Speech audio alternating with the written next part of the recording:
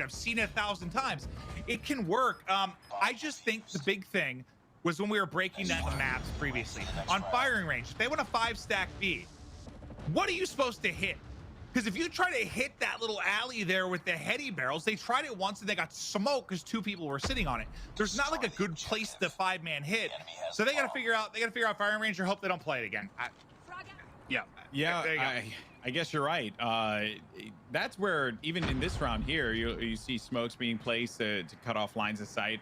Like that's always going to be your, not your necessarily tell, but it's going to be your play, right? You have to just try and chop up the side as much as possible. But the same thing actually is just happening here, which is just so odd to me, honestly, because I'm just not used to it.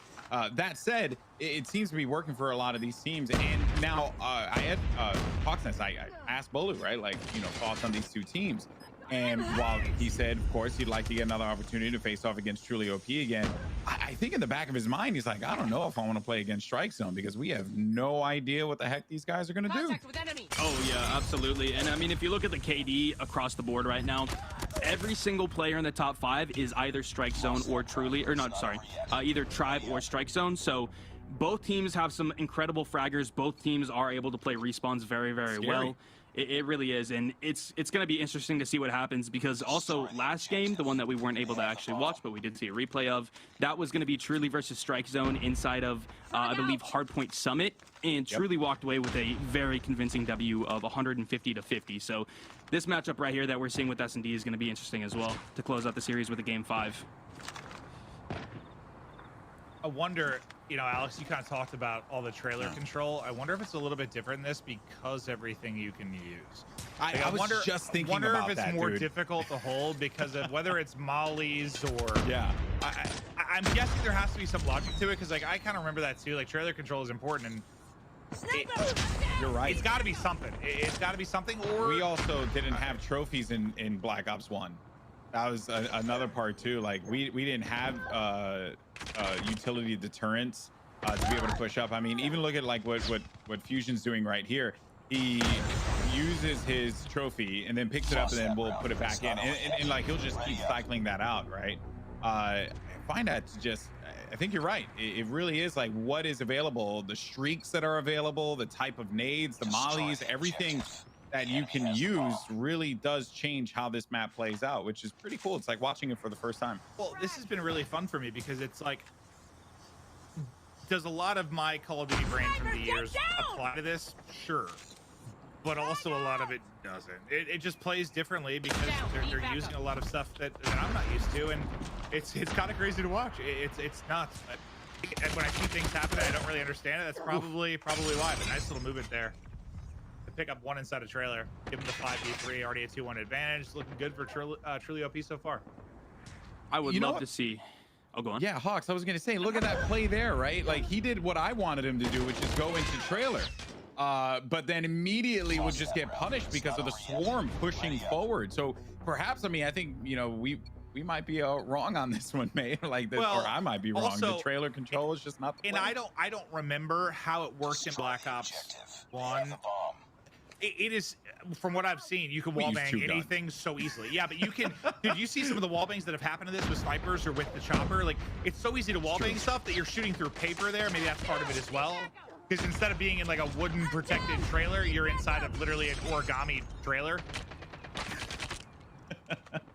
Last man standing. Yeah, and I think right now the meta too is that a lot of teams will be running no dead silence as well. I don't know if in past CODs dead silence was a big factor of that, but pretty much every player is able to hear where everyone is. So that could kind of play a factor into it where if you walk by trailer, you're going to know basically exactly where people are inside of it and be able to get those pre-aims. I don't know if that would affect it too much.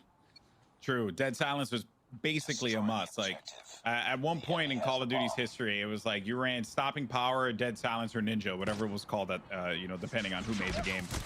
So it makes sense. But look at this aggression actually coming in on the A site. I love that play. Good defense, right? They mix it up. See, I would say that and Hawks, the thing for me is just changing it up, right? Don't do the same thing every single round. Just mix it up here and there and throw a different look. Yeah, absolutely. And I think actually on the flip side of that too, which we've seen a couple different times, is teams will do the same thing and then the other team will expect them to change it up next round, and they just consistently do it. And it's this cycle of kind of like reverse psychology saying, we're going to do this. And then the other team is like, well, are they lying? Are they actually going to do it again? And it just kind of keeps going back and forth, which I've noticed. And I don't know if that's just a lack of competitive experience on the teams knowing what the mentalities are, or what. But yeah, I do agree that typically the best move definitely is changing things up and being unpredictable. That's why it's tough, I think, for Tribe right now, because typically Search and Destroy is a bit of a game of rock, paper, scissors.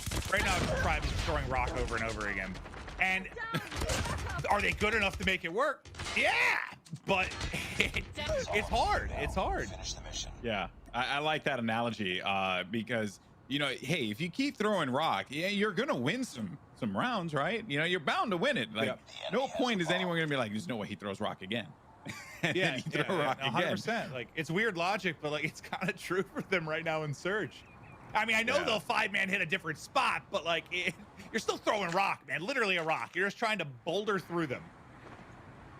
Yeah, I also said Dead Silence is not the meta. That is more so in domination and hardpoint, but in Search and Destroy, everyone Yeah, has Dead no, you Silence. said that, and I was like, I don't know what it I is. was blown away. Yeah. I was blown away. Because that's how it is for our like CDL stuff too. Like it's never really been a big thing in respawns, but in Search it's a must. I do think there were a couple times I might have heard footsteps in Search rounds, but for the most part, everyone's had Daddy.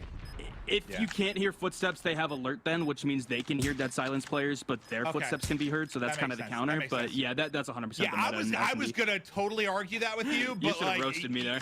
You know your stuff, so I was like, all right. You know what I find very interesting about this cast here is that I was casting Call of Duty back in like MW, well, and maybe some MW2, Black Ops 1, Black Ops 2. Maven, you've been doing it since then, right? My last was Ghost, and then Hawks, you're coming in with Con Mobile. So we actually have 3 different perspectives on the game and how it should be played, which is actually fantastic when you think about it, because it really provides the viewer and those watching at home just all those different backgrounds, right? All that experience. Yeah, right after I came into COD, people could fly. Oh man, It's like waiting for that to come to COD Mobile. The jetpack era started like right after. Dude, Black Ops 3 is like some of the most fun I've ever had playing Call of Duty. Oh, Yeah, I remember that was so fun. widely unliked, and then it was honestly like I really enjoyed the change. Everyone wanted a different game, and then they made it different. And It was just divisive. Yeah, like some loved it, some didn't. But truly OP, do have a 2v1. They could put the 5th round in. We'll see if we can get another crazy 1v2 clutch. Strike Zone could pull it off. He is just literally like thermite out, like trying to get across. I don't even know how he's. this is. See, this is the thing about Sniper inside of S&D. It's not over yet. What was I just watching? He was trying to juke him and then get into a position maybe in trailer or to sandbags, but then he ended up shooting back mid. But, Yeah. but then like it looked like there was a moment there where they weren't shooting at him either. Like, I was confused. I think it's kind of crazy right now. This is the last opportunity for Strike Zone. If they lose this round, they are out of the tournament completely. And I find that surprising because they've performed really well today, but just had some really difficult matchups for day one. They're some of the top fraggers in the entire tournament, and right now they could lose in the next 10 seconds.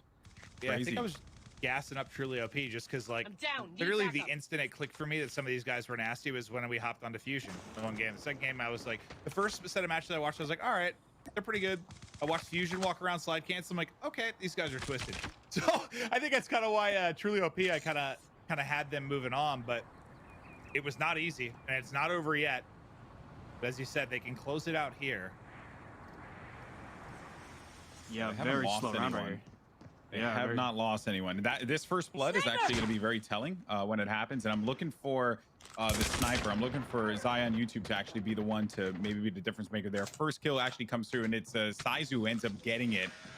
So that is going to hurt things for Strike Zone here, losing out on high. But I think my eyes are going to be on Shoot and Band, who have been playing pretty solid this game for them. And now we're going to look at this retake for Truly OP. What utility do they have still available to try and take this one back, as more shots are going to be exchanged here? Mike coming around. Perfect. There it is. Perfect. Great Ooh, utility. Couldn't turn in time for the trade. Gets 2. Already on the bomb. All dead. Truly OP close it out. And yeah, I mean, it's a great site, great spot behind the bomb. Unless they have utility, then it's not so great anymore. Well, there you have it. The run of Strike Zone has come to an end, as Truly OP will be moving on to the next round, and they will get their revenge against Tribe in our next round here in the lower bracket. The winner will advance to that lower bracket finals. And you know, I mean, Tribe, they know what to expect from Truly OP, but I think Truly OP has really started to evolve throughout this tournament. After their loss, a 3-0'd Vio, you know, go to that game 5 there against Strike Zone, get taken to the test. And I think Hawksnest, we have a really interesting result in our hand. What happens if Truly OP beats Tribe and gets their revenge? That shakes this whole thing up. That shakes everything up for sure. I mean, we've been gassing up Tribe a ton, and obviously I think the first match with Truly and Tribe was one of the most exciting ones and was extremely close. I mean, I think it came down to a game 5, and almost every single match was basically neck and neck within, you know, 2 rounds of an I think it was SCE. 4.